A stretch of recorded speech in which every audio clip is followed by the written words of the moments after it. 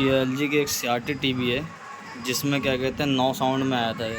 इसके अंदर साउंड नहीं आ रही थी, शुरू में आती थी, थोड़ी देर के बाद वो बंद हो जाती थी साउंड।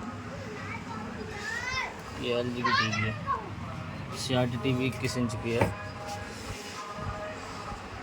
इसमें 9 साउंड में प्रॉब्लम था। इसमें 100K की रेजिस्टेंस ख़राब थी, 100K की रेजिस्टेंस ख़राब थी। ये साउंड का सेक्शन है और यहाँ का 100K का रेजिस्टेंस ख़राब था। ये बीच वाला, तीनों में से बीच वाला 100K की रेजिस्टेंस ख़राब थी। ये हमने चेंज कर दिया है और 100K की रेजिस्टेंस चेंज करते ही हमारा साउंड ओके हो गया है।